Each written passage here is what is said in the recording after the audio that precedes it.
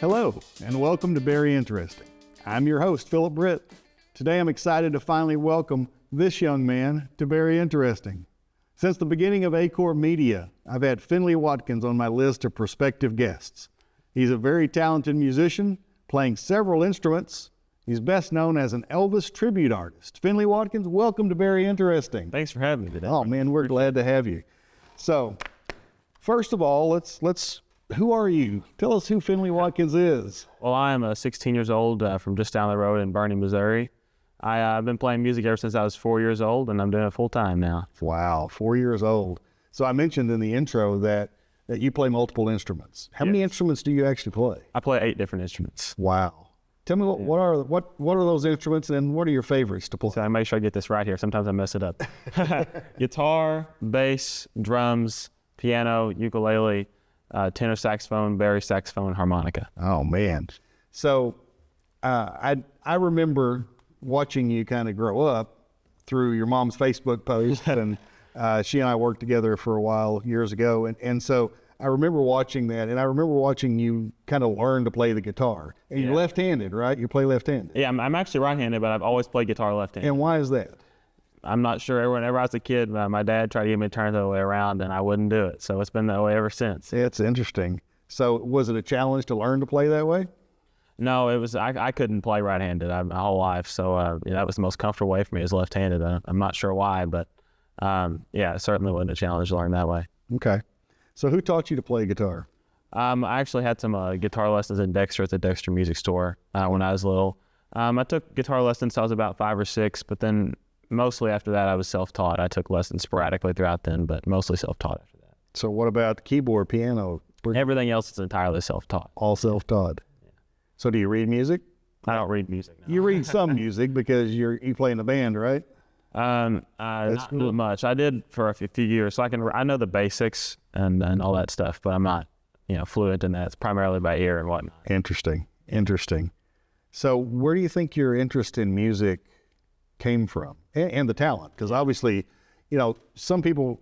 I took piano lessons for years, and I can't play today, mostly because I never got to that point where I could do one thing with this hand and one thing with this hand. And so that was, I wasn't coordinated enough, I suppose. Didn't have the talent that you have. But so tell me, where's that come from? Musicians, it runs in my family for sure. On my dad's side, there's a lot of musicians. So when I was really young and he was still at home and everything, it was definitely influential in me growing up. But once that bug bit me, when I was about 3 or 4, and then ever since then, it just took off, Absolutely. So you've been performing Elvis as an Elvis tribute for a long time. I mean, since you were little. How did that start? Well, I was 4 years old. I was going on a family vacation down to Alabama, Gulf Shores, Alabama, I believe. And we passed through Memphis, of course, and I saw the billboard for Graceland, Graceland and however many miles or whatever. And I asked my mom who that was on that billboard, and had an old iPad at the time that I looked Elvis Presley up on that iPad, and man, ever since then I've been fascinated by it. And you listened to him all the way to Gulf Shores. probably all the way home. Well, I'll tell you that that makes a lot of sense. He's not necessarily an artist that most people your age are into. Yeah. But so what got you? Obviously, you got kind of hooked on him on that trip, but there's a difference in really liking an artist and what you do. Yeah. So tell me how it came about that you wanted to perform Elvis's songs almost as Elvis. How did that come about? In my research of Elvis, I was really, really fascinated by it. So I was, it's hard to pinpoint exactly what it is, because he really was the ultimate package deal. Mm-hmm. That's why I believe he is still so famous as he is today. There's very few artists that hold as much resonance in times now as he does. And so it's hard to pinpoint exactly what it is, but it really brought me in. And once I found that there was entertainers that performed their tribute to Elvis, and that it wasn't just Elvis impersonators at a bar. So there was a serious industry of this. I I saw my first Elvis Tribute Artist. I think I was age 5, and age 6, I did my first Elvis contest in Memphis, Tennessee, and that was a whole new world, going to Elvis Week for the first time. Sure. And that really showed me that's what I wanted to do.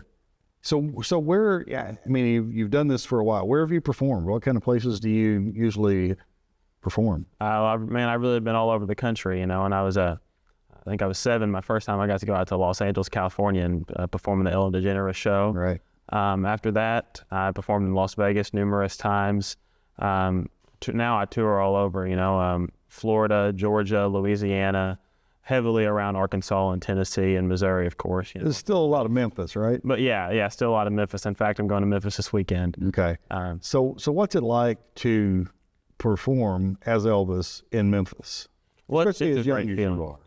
Yeah, it really is a great feeling. I've been going down there performing, like I said, ever since I was 6 years old. So it's obviously a great spot for Elvis fans, So all the people, tourists come over from Graceland and everything.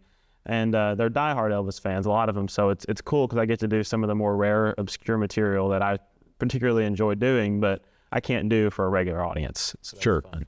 There are certain songs that most people know that true fans don't know. Yeah, you can definitely do a 2 or 3 hour Elvis show with primarily his hits, but Absolutely. So when you obviously when you perform in Memphis, where do you perform? What kind of places do you usually? there's a really cool spot. It was actually featured on several TV shows and stuff. It's called Marlowe's, and it's a fully Elvis-themed restaurant just right down the road from Graceland. They actually offer a pink limo that will take you from the Graceland to Marlowe's. So you get a lot of Elvis fans. Sure. And there's other spots around Memphis that we play at too. I mean, if you're a true Elvis fan, then Graceland obviously is a pilgrimage, and one that a lot of people do every year. Yeah, for sure. But certainly one that an Elvis fan's going to make that trip at some point. Yeah. And so you're close enough that you're going to be able to perform. So Elvis obviously is kind of your focus, but you perform other music too. What other music do you like to perform? I do all different types of country music, 90s country to 50s country, anything in that realm. Blues stuff like B.B. King, Stevie Ray Vaughan, some classic rock stuff, all that great music. Cool. So I know that, and one of the things that has intrigued me for a long time about you is that you really have you fell in love with a genre of music that a lot of people your age may have not even heard. Yeah. And that's rockabilly music. Yeah. Narvel Phelps lives right here in Malden. Yeah. A great rockabilly artist in his day, still performing. Yeah, still incredible. Still performing. But what was it about that really appealed to you? I'm not 100% sure what appealed to me as a kid, but the rawness in the music and it has a great energy to it, and I've just always loved it. Well, and I've seen a video of you performing Jerry Lee Lewis music. Oh yeah. Carl Perkins, Narvel Phelps. That genre is one that I remember growing up, being right at the tail end of that. But tell me, you got to meet Jerry Lee Lewis, didn't you? Oh yeah, he was actually a friend of mine. Yeah. Towards the end of his life. Yeah, tell me about that. Yeah, that's really some of the coolest experiences I've had performing. I got to go up to his house, his ranch, several times and perform out there and whatnot. But the coolest memory I have of me and Jerry Lee, I was in Millington, Tennessee, doing an outdoor festival, and there's some other people performing, and I was doing a whole lot of shaking going on, and Jerry Lee Lewis came rolling up on his golf cart. Oh, wow. So he watched me perform his music all these years later, carrying it to the next generation of music lovers. It had to be a great feeling for him as well. Yeah. Really, because, you worry, I suppose, if you have a legacy like that, when does that end? Yeah. Does it end when I've gone? Does it end, and you as a young man are carrying that on for people that would never get to see Jerry Lee Lewis. Yes. But certainly never get to see him perform. Yeah. But you're carrying that on. That's pretty cool. So what's your favorite show you've ever done? Well, there's quite a few contenders. That show, whenever he pulled up, was definitely one of the contenders. Had to be. As I mentioned earlier, my first time on the Ellen DeGeneres show had to be one of the most special moments in my career. Right. And another one that was really, really cool was just about a year or two after that. the Cosmopolitan in Las Vegas invited me to perform out there in front of I think it was 3,000 people. Wow. And we stayed in the suite there and everything. And it was just so cool, man. You know, being 9 years old, coming from a little small town, Bernie, Missouri, to go to Las Vegas. Yeah. I mean, you've gotten to go and experience things that most kids your age never get to experience. Yes, for sure. Very cool that you've gotten to do that. So what's it like? And again, you've been doing this a long time, but what's it like right before you go on? Do you still get nervous? Do you still have butterflies? What's it like? You know, I really have never gotten nervous when I performed. I've just been doing it so long, you know, starting at such a young age. I'm really comfortable on the stage. And but I definitely get very excited before my performance, especially, you know, some of the bigger performances that I do and stuff. It's there's really no feeling quite like being out there, you know, doing what I love. So it's definitely exciting. I can imagine. And I can imagine the hearing the applause, hearing the people singing along with you, because I'm sure most of the time they do. That's very cool. Yeah, when you get a real good crowd, it's very special for sure. So how do people react the first time they see you in full Elvis regalia? Well, however that might be that particular show. Yeah, well, you know, it's usually a pretty big reaction because it's quite the transformation. I sure don't look like I do now. Right. My favorite is whenever somebody who has seen me as myself sees me as Elvis for the first time. Sometimes they don't even recognize me. Yeah. One of my favorite stories is I was doing some shows in Arkansas City, Arkansas, and I went to a restaurant after the show. I had taken all my stuff off, and I opened the door for some of the fans that were there. Didn't recognize. Not one person. Not a clue. Well, that's okay. I mean, it's fun. Yeah, you know? absolutely. Absolutely. What's something that people might not expect or might not know about being an Elvis tribute artist? Well, it's the other thing I'd say that people really don't realize how much really goes into it. You know, we're not just coming out there to singing Elvis's songs. So many hours of my life has been dedicated to studying Elvis footage.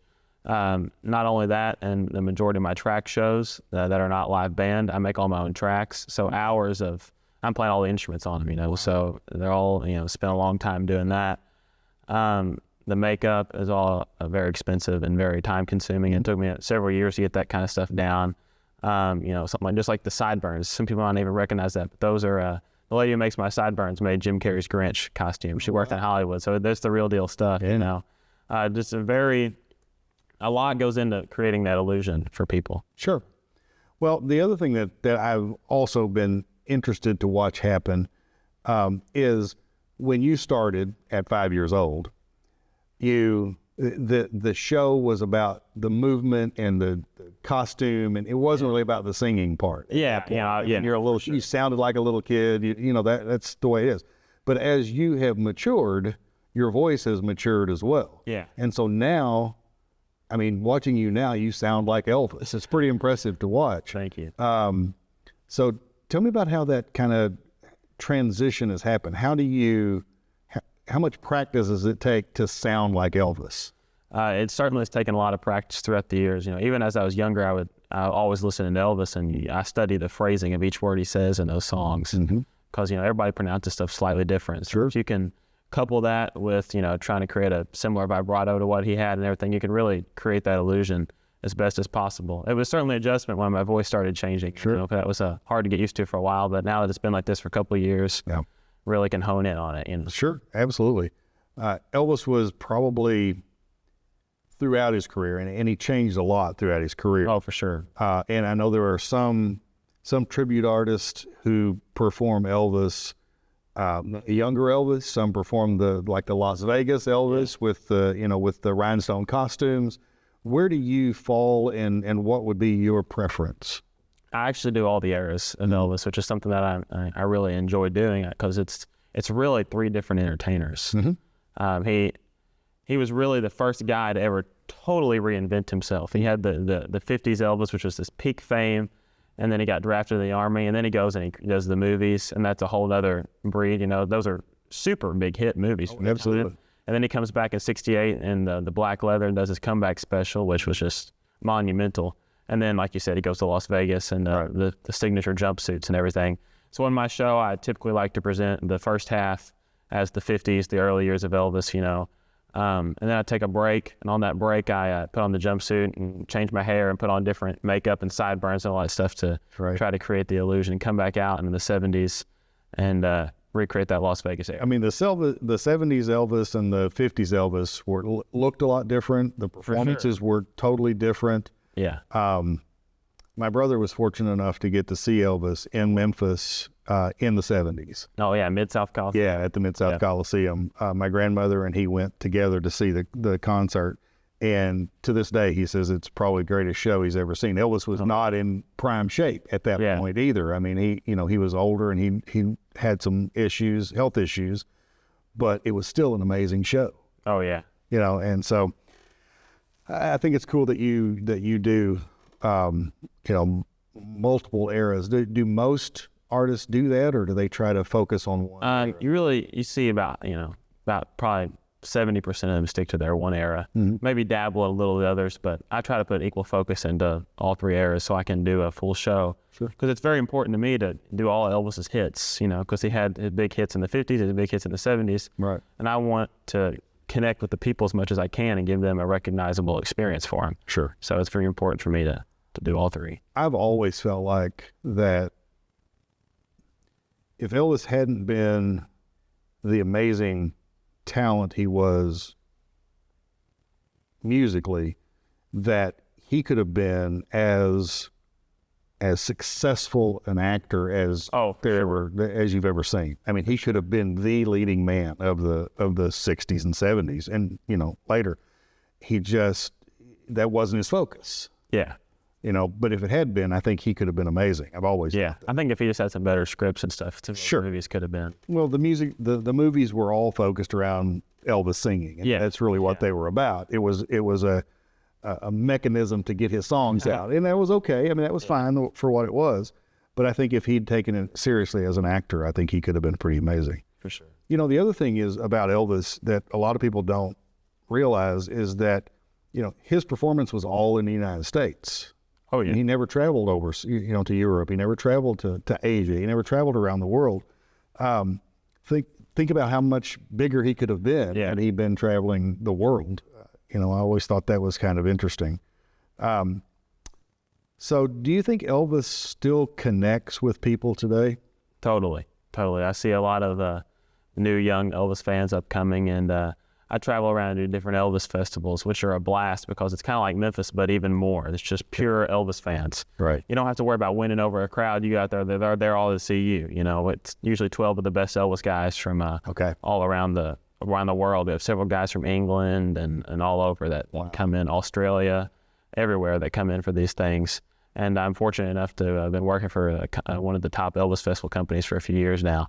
So that's really a cool experience. And you see all types of young Elvis fans. You really do. Well, that's cool. And even people that like myself that are coming up now that are 6 or 7 that I'm helping out, other young guys starting out. It's really cool. Well, that's neat that you can be a mentor to those young For sure. Just because, I would suspect that, and I'm sure there are a few, but I would suspect that of the people who are performing in most of those shows, they may not have started when they were 6 or 7 years old. Yeah. It may have been something where they were a performer and they're like, oh, I kind of sound like Elvis, and maybe I'll try to do that.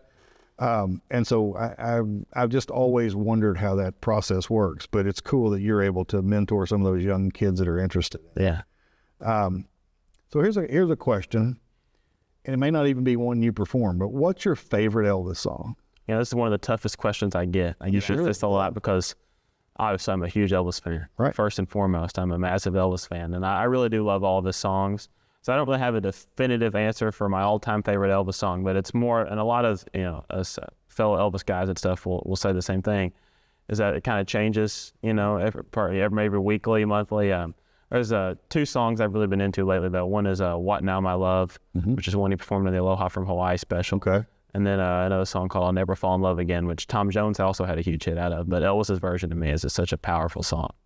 I mean, so many, and obviously there are songs that Elvis did that aren't, his song that he's known for. That he had covered others, and I always thought that his